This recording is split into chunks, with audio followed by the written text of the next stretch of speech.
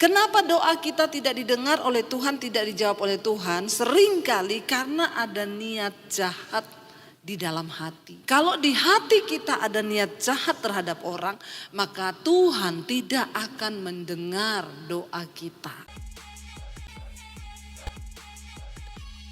Shalom, bagaimana kabarnya? Luar biasa. Iya, hari ini kita akan sama-sama belajar firman Tuhan, saudara.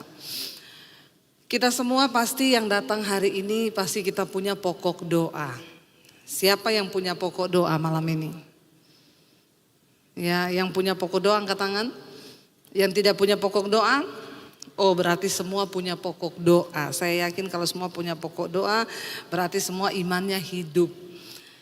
Amin. Sekarang saya mau tanya, yang doa-doanya selalu dijawab, angkat tangan. Yang doanya selalu dijawab, tiap berdoa dijawab, tiap berdoa dijawab. Angkat tangan coba, saya mau titip doa soalnya.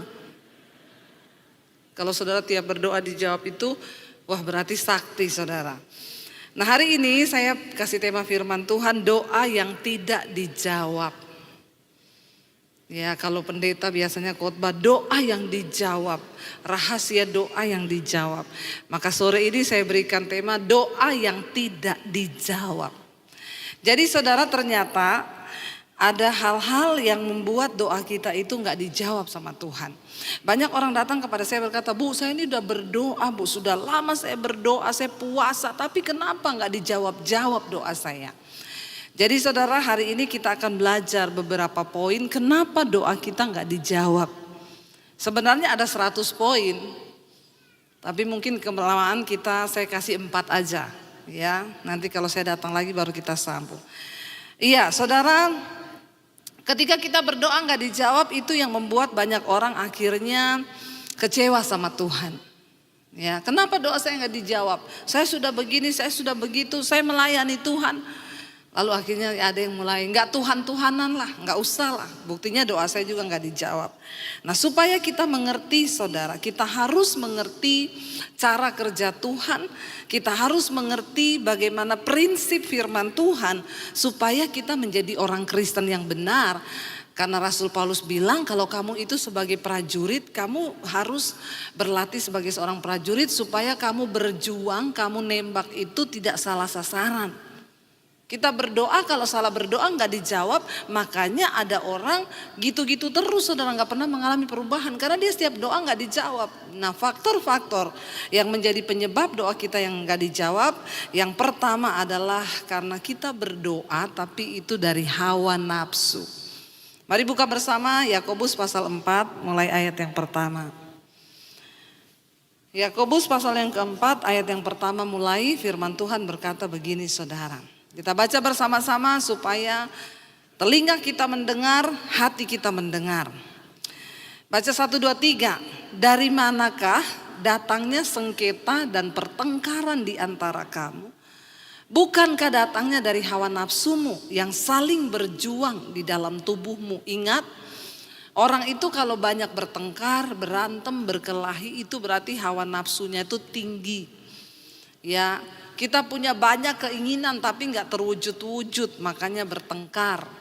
Ayat ini berkata di sana apa? Kamu mengingini sesuatu tetapi kamu tidak memperolehnya.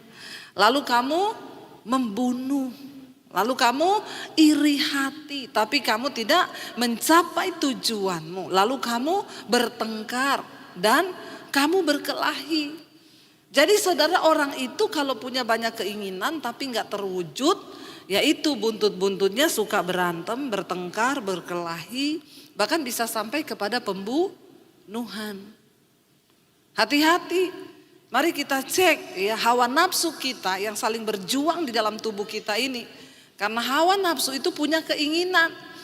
Ya, lalu ayat yang ketiga berkata di sana apa? Kamu tidak memperoleh apa-apa karena kamu tidak berdoa. Ketika kita mengingini sesuatu lalu kita nggak berdoa, kita nggak akan memperoleh apa-apa. Karena memang tidak berdoa itu wajar. Namanya aja orang tidak berdoa, tidak memperoleh apa-apa ya wajar. Karena memang dia tidak berdoa. Tetapi ayat ini berkata, ayat yang ketiga, kita lihat ayat yang ketiga di sana dikatakan, baca bersama 1, 2, 3. Atau kamu berdoa juga, tetapi kamu tidak menerima apa-apa karena kamu salah berdoa. Sebab yang kamu minta itu hendak kamu habiskan untuk memuaskan hawa nafsumu. Ada dalam diri manusia itu yang namanya hawa nafsu. Bahaya ini hawa nafsu, saudara. Nah, hawa nafsu ini saling berjuang dalam diri kita. Dan kita harus hati-hati sekali, kenapa ini tipis, saudara. Saya sebelum pandemi itu, saya itu hampir buka gereja di Jakarta. Jadi saya sudah cari-cari gereja karena ya sebagian orang berkata bahwa goal dari seorang pendeta itu adalah ketika dia buka gereja. Saya ketemu dengan beberapa teman, mereka bilang, "Bu, kapan buka gereja loh? Kapan buka gereja loh?" Jadi saya ini juga terpancing, saudara. Ya, ibu itu jangan keliling-keliling terus jadi penginjil. Ibu juga harus mulai mikirin ibu buka gereja. Jadi kerinduan itu bukan datang dari keinginan Tuhan, tapi dari hawa nafsu saya. Saya mulai berpikir, iya juga ya. Saya ini harus punya gereja. Karena rasanya kok kalau pendeta gak punya gereja itu kayak apa gitu, gak jadi gembala. Akhirnya saya mulai ketemu beberapa teman, saya tanya, semua meneguhkan, iyalah sudah waktunya lah ibu jadi gembala. Sudah banyak yang mau mendengar khotbah-khotbah ibu. Lalu saya ketemu beberapa teman, mereka mau support, oke bu cari tempat aja. Ada yang ngomong, nanti saya bantu untuk sewanya. Nanti saya bantu untuk pemusiknya pokoknya selama 3 bulan. Ya. Kami bergerak cari tempat, itu sebelum pandemi, saudara. Kita bergerak cari tempat dengan suami, keliling ke hotel, kemana-kemana. Terakhir kita dapat di satu mall di Jakarta. Tanya kontrakannya berapa, sekian. Ada yang mau bantu, beberapa orang. Saya bilang, ini sudah siap ya, dia mau bantu. Oh iya, jadi untuk sekian ratus juta. Tapi untuk DP pertama tanda jadi harus bayar 80 juta.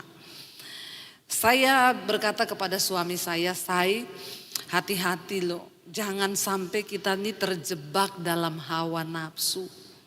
Saya tanya kepada beberapa teman hamba Tuhan, semuanya mendukung. Berkata, ya iyalah sudah waktunya lah bu, itu hati Tuhan loh untuk buka gereja.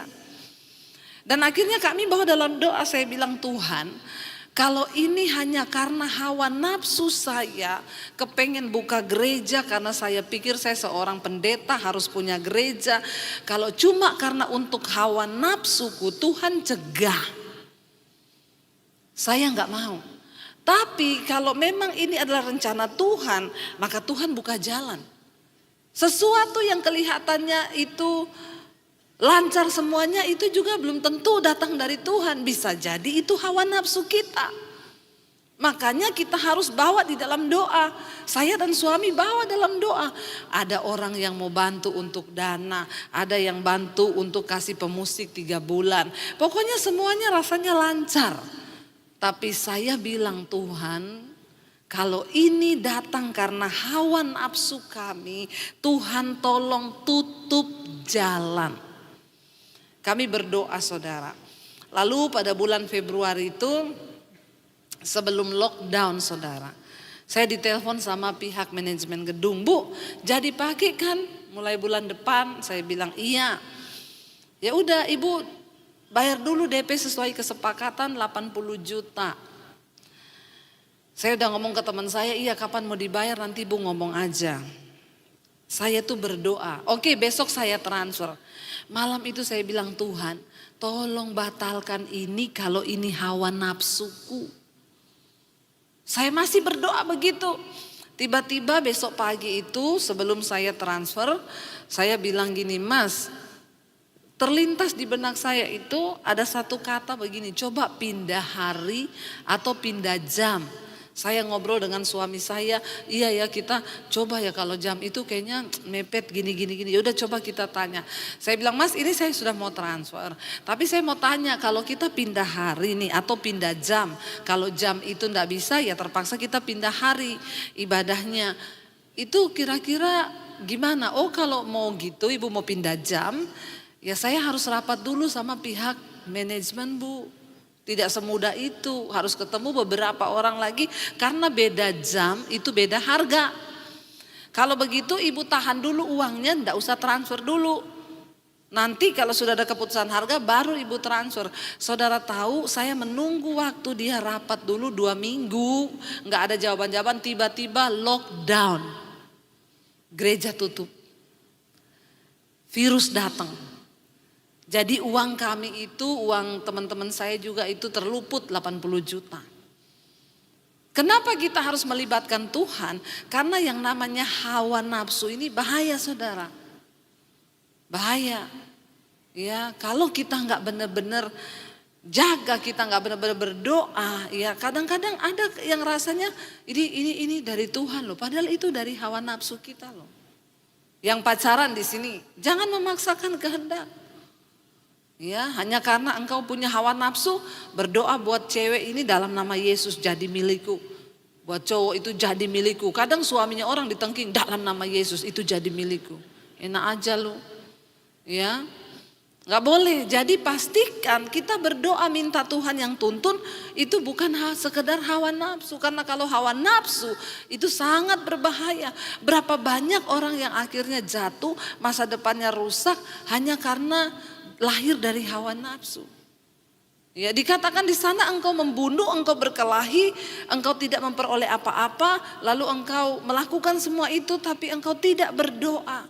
Atau engkau berdoa juga dikatakan tadi ayat yang ketiga, tapi kamu salah berdoa karena yang engkau minta itu engkau akan menggunakannya untuk memuaskan hawa nafsumu. Ayat yang ketiga tadi dikatakan coba ya, atau kamu berdoa juga tetapi kamu tidak menerima apa-apa karena kamu salah berdoa. Jadi doa yang salah itu tidak mungkin didengar Tuhan. Ya, kenapa doamu nggak dijawab-jawab? Mungkin engkau doa yang salah. Coba kita cek saudara ya. Saya dulu di Jakarta ketika pertama kali injak Jakarta, saya lihat gambar-gambar rumah di TV saudara. Ya, jadi kami pertama kali injak Jakarta itu tidak ada pelayanan sama sekali.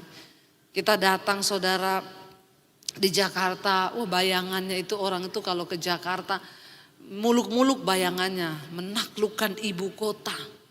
Ya, padahal ibu kota lebih kejam dari ibu tiri. Makanya banyak orang datang ke ibu kota pulang lagi. Ya, lalu kita di Jakarta itu sama sekali ya, pertama ya ada pelayanan tapi nggak dapat gaji, pelayanan tapi akhirnya mulai goyah iman, bagaimana ikut Tuhan ini, apa kita ini ke Jakarta karena hawa nafsu, uji lagi.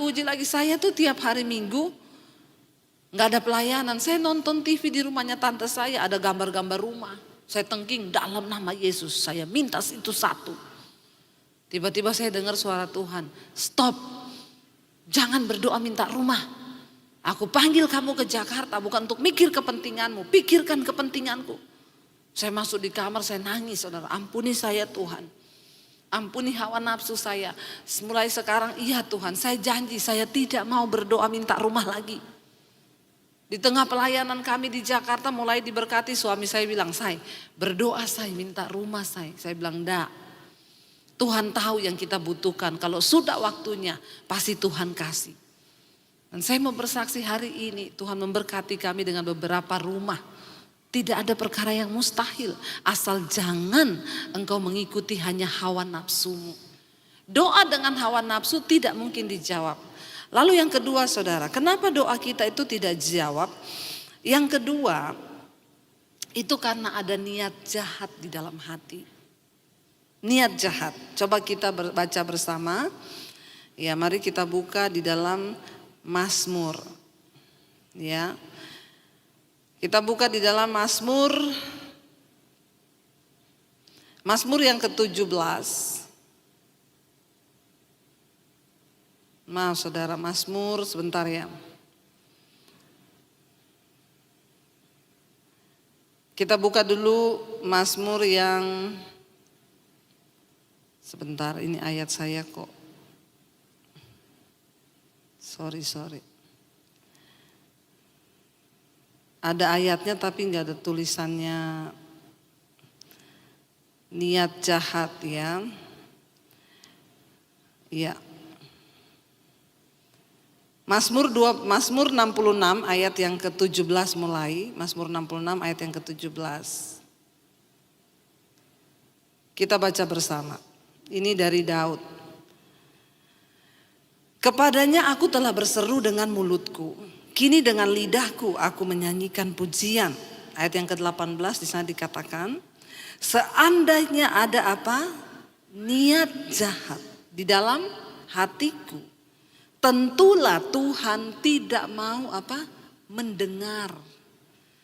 Sesungguhnya Allah telah mendengar. Ia telah memperhatikan doa yang kuucapkan. Terpujilah Allah yang tidak menolak doaku dan tidak menjauhkan kasih setianya daripadaku. Kenapa doa kita tidak didengar oleh Tuhan, tidak dijawab oleh Tuhan? Seringkali karena ada niat jahat di dalam hati. Saudara, ketika engkau mau berdoa, perhatikan dan coba cek dalam diri kita. Jangan ada niat jahat sekecil apapun di hati. Ya, Saul, dia berniat jahat terhadap Daud. Sehingga Tuhan akhirnya ya mengutuk Saul, saudara. Hancur semua kerajaannya, bahkan keturunannya, saudara. Dia melihat istri-istrinya bahkan diperkosa di depan matanya sendiri. Ya, jangan ada niat jahat di dalam hati kita. Dikatakan di sana, ya kepadanya aku telah berseru dengan mulutku, kini dengan lidahku aku menyanyikan pujian. Seandainya ada niat jahat dalam hatiku, tentulah Tuhan tidak mau mendengar.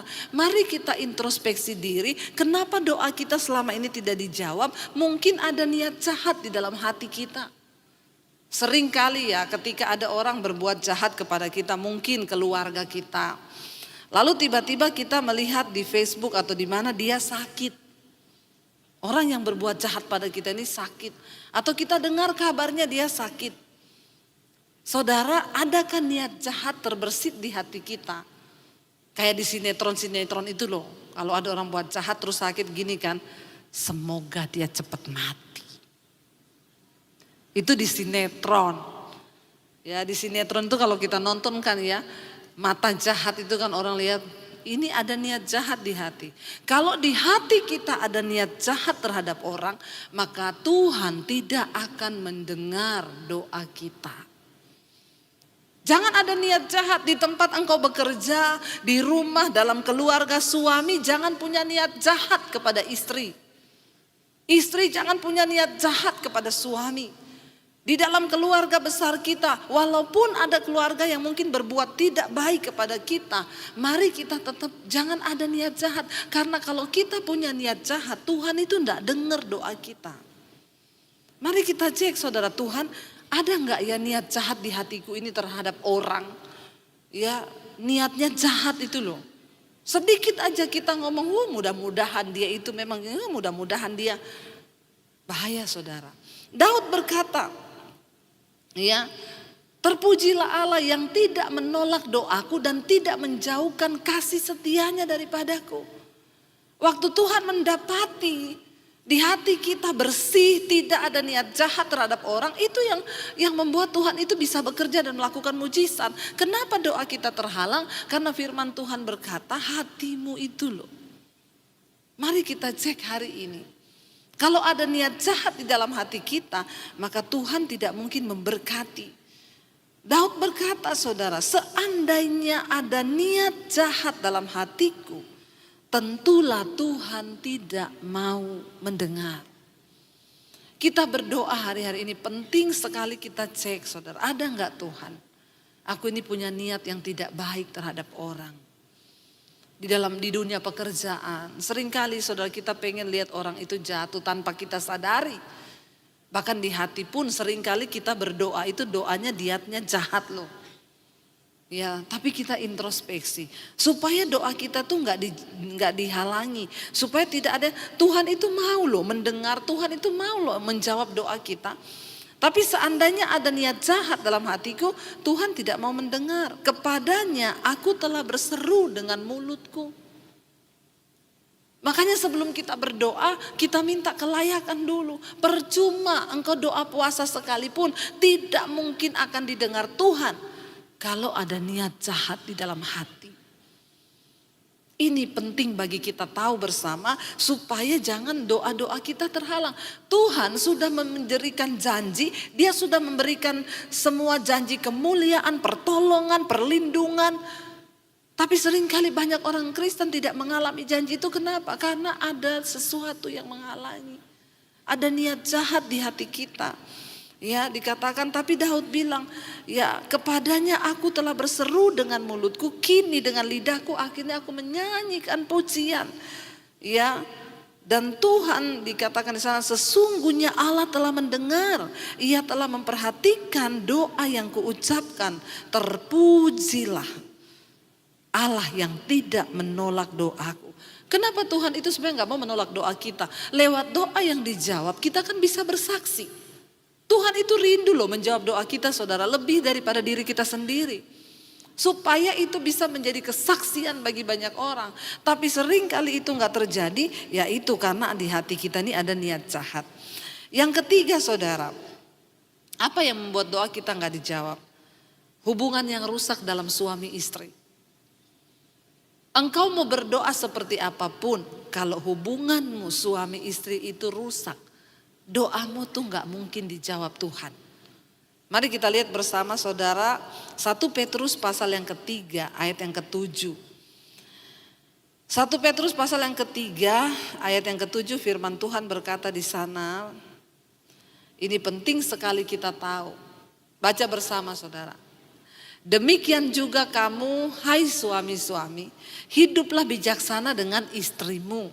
Sebagai kaum yang lebih lemah, hormatilah mereka sebagai teman pewaris dari kasih karunia, yaitu kehidupan. Supaya apa? Doamu jangan, bapak-bapak, ya kalau hati istrimu itu jengkel kepadamu karena engkau tidak berlaku bijaksana terhadap dia, maka siap-siaplah doamu itu pasti terhalang. Makanya sebagai suami istri kita harus hidup rukun bersama. Firman Tuhan berkata, di mana ada orang hidup rukun bersama, kesanalah berkat Tuhan itu diperintahkan.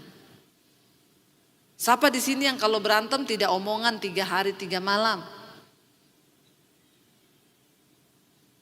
Enggak ada ya, semua luar biasa, amin. Jangan sampai doa kita enggak dijawab karena hubungan kita suami istri itu rusak. Di sini dikatakan demikian juga kamu hai suami-suami, hiduplah bijaksana dengan istrimu sebagai kaum yang lebih lemah. Hormatilah mereka sebagai teman pewaris kasih karunia, yaitu kehidupan, supaya doamu jangan terhalang. Bapak-bapak, istri itu adalah teman pewaris kasih karunia, yaitu kehidupan. Jadi jangan macam-macam sama istri, amin, amin bapak-bapak. Kalau engkau mau lihat hidupmu diberkati, rumah tanggamu diberkati, bisnismu diberkati, hiduplah bijaksana dengan istri. Apa yang paling membuat rumah tangga itu menjadi rusak? Nomor 1 itu adalah banyak menempati urutan yang pertama. Menghancurkan hubungan suami istri itu nomor 1 adalah uang. Kita harus berhati-hati dengan uang. Kenapa? Yesus mensejajarkan dirinya dengan uang. Yesus bilang apa? Kamu tidak bisa mengabdi pada 2 tuan, pada Allah dan pada Mamon. Karena jika engkau mengabdi pada 2 tuan, maka engkau pasti akan mencintai yang satu dan membenci yang lain. Satu-satunya yang Yesus sejajarkan dirinya itu untuk orang mengabdi adalah apa? Uang. Kenapa saudara? Kalau di dunia ini orang hidup mengenal Tuhan, maka yang nomor 1 dia cari itu adalah siapa? Tuhan. Tapi kalau orang tidak mengenal Tuhan, yang nomor 1 dia cari di dunia ini adalah apa? Uang. Gak usah bicara orang yang gak kenal Tuhan, yang kenal Tuhan aja banyak yang memprioritaskan uang di dalam hidupnya. Apalagi kalau suami istri dalam keuangan tidak terbuka. Saya mau tanya di sini, suami istri yang keuangannya terbuka berapa banyak? Coba angkat tangan yang terbuka. Gak ada yang angkat tangan kan, ampuni mereka Tuhan. Jangan bohong loh, jangan bohong loh. Maka doamu, rumah tanggamu tidak akan mungkin diberkati. Saya mau ngomong kebenarannya hari ini supaya orang Kristen hidupmu bisa diberkati Tuhan. Kalau engkau tidak beres dalam hal keuangan, maka Tuhan tidak mungkin memberkati rumah tanggamu. Katakan amin. Bapak-bapak, gaji bonus jangan disembunyi, katakan. Istrinya enggak tahu loh. Jangan ada uang sial di antara kita. Ada suami bilang sama saya, Bu, saya tuh bingung simpan uang di mana, Bu. Saya taruh di sepatu, diketemukan suami istri saya. Saya simpan di kaos kaki, hilang kaos kaki saya. Saya taruh di rak buku, dia ketemu. Saya taruh di rekening, dia dapat ATM-nya. Dulu saya disuruh nikah sama istri yang pintar cari uang. Ya begini akibatnya, Bu. Uang saya hilang terus karena istri saya itu pintar cari uang. Ibu-ibu juga saya mau bilang di sini, ibu-ibu ya, kita juga jadi istri itu jangan mata duitan. Ibu-ibu bilang amin. Kalau suami mempercayakan uang, maka kita harus mengelola uang itu dengan benar. Ya, dikasih uang jangan beli buat kepentingan kita dulu, urus kepentingan rumah tangga dulu. Kita harus bijaksana. Saya dulu enak tinggal di Solo. Kenapa saya dulu gak mau pindah ke Jakarta waktu Tuhan suruh pindah di Jakarta? Dulu di Solo itu satu hari hidup 50.000 cukup. Di Solo loh. Kalau saya gak sempat masak, beli aja soto 1 mangkok. Bang beli soto bang 10.000. Kuahnya yang banyak ya. Gak ada dagingnya, kuah tok. Gak apa-apa. Yang penting bisa makan 5 orang. Ya, di Solo itu dulu hemat. Kita nih kalau mau masak sendiri tuh hemat. Kita juga istri harus bijaksana supaya suami mempercayakan keuangannya kepada kita. Alkitab berkata, istri yang takut akan Tuhan, suaminya tidak kehilangan keuntungan. Karena istri takut akan Tuhan. Dalam hal keuangan pun kita harus bisa dipercaya. Ini penyebab rumah tangga Kristen tidak diberkati dalam hal uang. Suami istri tidak jujur, bertobat. Kalau engkau mau lihat keluargamu diberkati Tuhan, hidup jujur dalam hal keuangan, saling terbuka. Bapak-bapak jangan simpan uang sendiri, istri gak tahu. Makanya akhirnya kau kalau sudah punya banyak uang sudah bingung. Makanya banyak yang akhirnya jatuh dengan pelakor. Yang mencintai engkau dari miskin itu istrimu. Nggak usah banyak gaya. Udah punya duit bayar-bayari perempuan lain di luar makan, bertobat. Ya, jangan saudara. Harus terbuka. Saya dengan suami keuangan kami terbuka. Kita tabung saudara. Suami saya yang bawa ATM-nya. Saya yang pegang laporan mobile bankingnya. Jadi biarin aja dia bawa ATM, bawa aja. Tetap kepantau di sini. Ya, jadi dia habis kemana saya cek di sini. Tadi ada pengeluaran sekian buat apa saya? Kan ada di situ keterangannya. Oh iya, saya tahu. Ya, jangan sampai kalau sudah tidak tahu, uang suami banyak, istrinya dapat di kantongan ada nota. Loh ini nota di Holy Wings ini 5 juta apa ya Pak? Itu gereja baru. Saya tadi ada kasih persembahan di situ. Holy Wing, sayap kudus. Ya hati-hati saudara. Engkau tidak jujur dalam hal keuangan, tidak mungkin doamu dijawab. Tidak mungkin rumah tanggamu diberkati. Hidup keluarga Kristen, rumah tangga Kristen itu harus akur. Namanya persoalan kecil-kecil pasti ada, salah paham ada. Nggak usah ribut-ribut, nggak usah berantem lama-lama. Sesudah itu sudah saling minta maaf. Selesai 5 menit cukup, nggak usah lama-lama katakan. Amin itu yang rela. Ya, berantem 5 menit cukup. Supaya hati kita ini tetap terjaga. Hati kita ini tetap kudus. Istri, jangan ada niat jahat di dalam hatimu karena suamimu pelit. Ada istri-istri berniat jahat loh sama suami. Ya, saya tuh udah jengkel sama suami saya itu, Bu. Rasanya ada satu kali istri datang sama saya itu rasanya saya mau bikin jus buat suami saya, mau kasih saya kasih sianida. Saya bilang, ibu nanti kau masuk penjara loh. Iya Bu, tapi sekarang enggak, saya cuma kasih insulin di jusnya. Padahal suaminya gak ada sakit gula.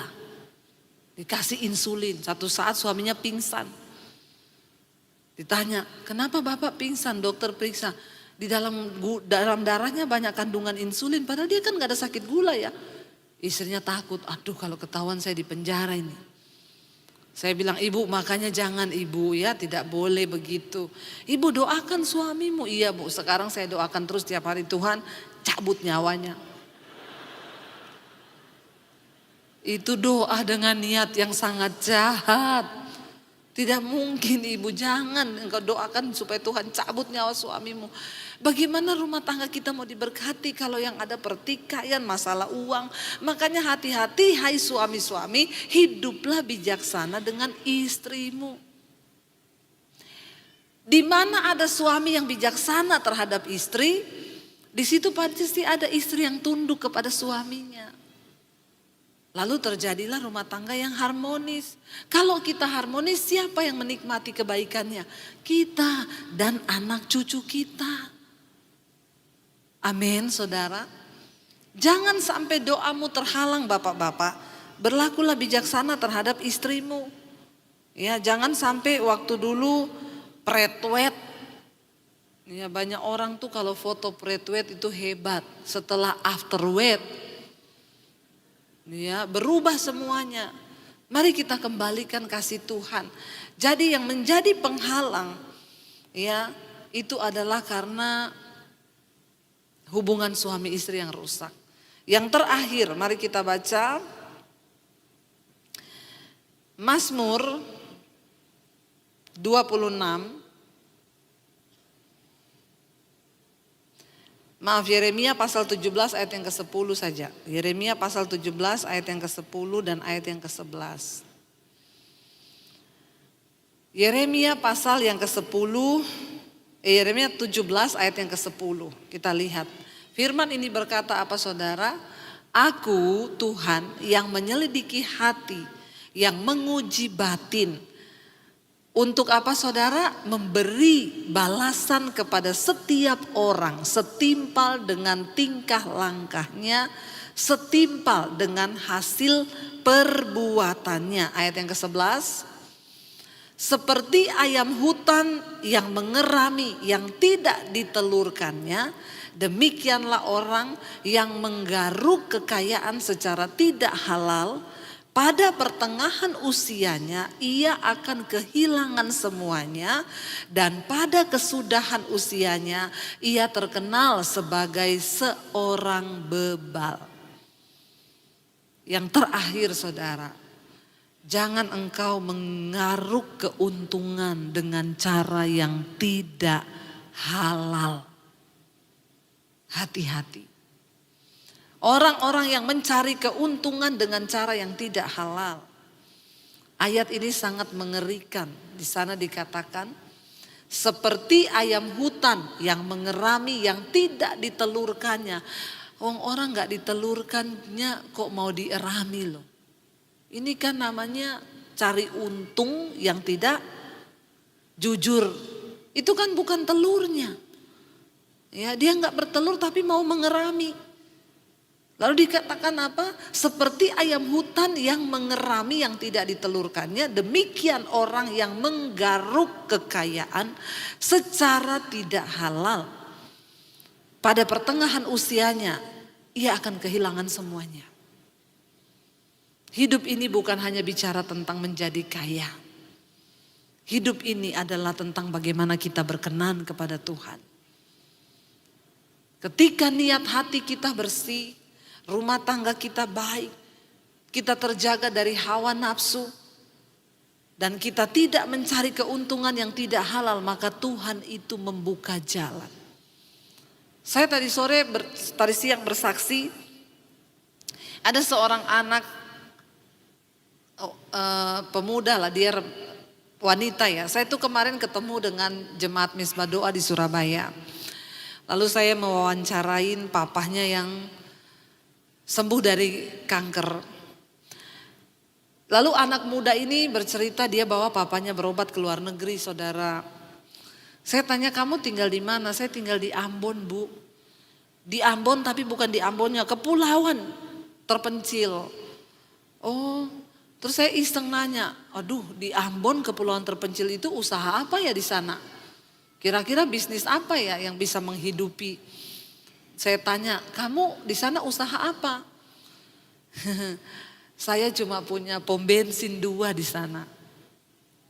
Masih muda, saudara, punya pom bensin 2. Terus saya pikir gini, punya pom bensin, aduh, buka pom bensin tuh enggak gampang loh. Berarti kamu anak orang kaya memang ya, ada dana ya. Enggak, Bu, saya enggak punya uang. Waktu saya lulus kuliah, saya bilang saya beli bensin itu di kepulauan kami. Zaman dulu dia lulus kuliah harganya itu 15.000, sudah 15.000 zaman dulu. Terus saya beli bensin 15.000, saya bilang sama papa saya, Pak, kasihan banget ya rakyat di sini beli bensin 15.000, bagaimana rakyatnya mau makmur, bensin aja 15.000. Karena cuma satu, enggak ada pom bensin, jadi dia rindu. Lalu dia bilang sama papanya, aku mau buka pom bensin di sini. Papanya bilang, kamu itu terlalu berhalusinasi. Enggak punya uang loh, enggak punya link. Terus akhirnya dia bilang, tapi saya mau, Pak, nanti pasti Tuhan buka jalan. Dia cerita sama pendetanya perempuan, Bu, doakan ya, saya punya kerinduan buka pom bensin di sini. Terus pendetanya bilang, saya kenal kepala Pertaminanya. Ayo saya antar kamu ketemu. Siapa tahu bisa ngobrol-ngobrol. Diantarlah saudara. Sampai di sana ketemu sama satpam. Mau cari siapa? Cari kepala Pertamina. Sudah janjian? Belum. Mau ngomong apa? Ada urusan. Terus ditanya, emang kenal sama kepala Pertaminanya? Pendetanya ngomong, kenal. Bapak ini kan? Bukan, Bu, itu sudah pensiun lama. Oh, lah sekarang siapa? Udah diganti sekarang. Ya, harapannya nggak ada saudara kan, udah nggak ada harapan kan. Tapi orang itu kalau niatnya baik, akhirnya dia bilang, tapi saya mau ketemu, boleh nggak Pak Satpam? Boleh, tunggu di sini, saya ngomong dulu, tanya dia mau nggak ketemu. Akhirnya satpamnya datang, boleh, mau tuh bapaknya ketemu. Akhirnya masuk ke ruangan, ditanya mau ada apa, perlu apa ya? Pak, saya ini rindu buka pom bensin di daerah saya. Daerahmu di mana? Di daerah sini. Oh, itu sudah masuk 7 perusahaan besar yang mau buka pom bensin di situ. Dan mereka ini 7 perusahaan mitra kerja kami sudah punya beberapa pom bensin di tempat lain. Oh, berarti enggak bisa ya? Enggak mungkin bisa karena kamu pasti kalah tender. Ya sudahlah, enggak apa-apalah Pak, yang penting ada yang buka di situ karena kasihan bensinnya mahal. Kamu kenapa pengen buka pom bensin? Niatmu apa? Niat saya supaya rakyat itu enggak keberatan beli bensin 15.000. Oh, bagus juga ya kau, kalau semua pengusaha hatinya kayak kau itu cepat makmur negara ini. Tapi sorry, sudah tidak bisa. Ya udah Pak, yang penting segera dibuka. Saya pulang ya. Waktu jalan keluar saudara, diantar sama kepala Pertamina, ada petanya mereka, kota mereka di situ. Lalu kepala Pertaminanya bilang, kalau di sini memang sudah enggak bisa. Tapi kamu mau enggak kalau di kepulauan ini? Dia bilang, Bu, itu kepulauan tempat tinggal tunangan saya. Rencana saya setelah menikah mau tinggal di situ sama tunangan saya. Loh, Tuhan itu loh. Kalau orang itu niat hatinya baik, tidak mau mengambil kekayaan yang tidak halal. Lalu dia bilang, oh kalau di situ bisa ya Pak, bisa. Yang penting syaratnya kamu punya tanah aja. Dia telepon calonnya, kamu punya nggak tanah di daerah situ? Punya, ada di dekat sini. Pak, ada Pak, tanah situ ada. Ya udah, kasih alamatnya, nanti beberapa hari lagi kita janjian, saya survei. Kepala Pertaminanya survei tanah calon suaminya, bisa ini buat pom bensin. Ya udah, mana nanti saya urus semua izinnya. Kamu tidak perlu bayar 1 sen pun. Nanti saya urus izinnya. Akhirnya diurus saudara, dia pinjam bank, jadilah pom bensinnya, buka satu pom bensin. Diberkati, lalu ditawari lagi sama kepala Pertaminanya, kamu mau buka nggak di daerah yang agak jauh dekat laut? Mau Pak, urus izin tanpa bayar 1 sen pun. Padahal orang tuh kalau mau buka pom, saudara tahu sendiri untuk menangkan tendernya. Saudara dia buka di situ, ditawari sekalian sama pemerintah. Mau nggak sekalian buka dermaganya supaya kapal-kapal nanti yang datang angkut bensin, angkut apa-apa, ada dermaga di situ. Dia sekalian buka dermaganya. Sekarang diberkati Tuhan. Saudara, tepuk tangan buat Tuhan. Secara manusia tuh nggak mungkin tidak punya modal sampai papanya bilang kamu berhalusinasi. Buka pom bensin. Tapi apa sih yang mustahil bagi Tuhan? Waktu niat hati kita itu bahagia. Waktu kita tidak mau mengeruk keuntungan yang tidak halal. Jangan pernah coba-coba mengambil keuntungan yang tidak halal. Nyuri uang di kantor. Tanahnya orang dibalik nama tanpa pengetahuan orang. Banyak loh orang Kristen masih mau melakukan hal yang seperti ini. Ingat hidup ini bukan cuma soal kaya. Satu saat kita akan mati, kita akan tinggalkan semuanya. Dan kita harus mempertanggungjawabkan hidup kita di hadapan Tuhan. Karena itu saudara, mari kita tetap berdoa kepada Tuhan.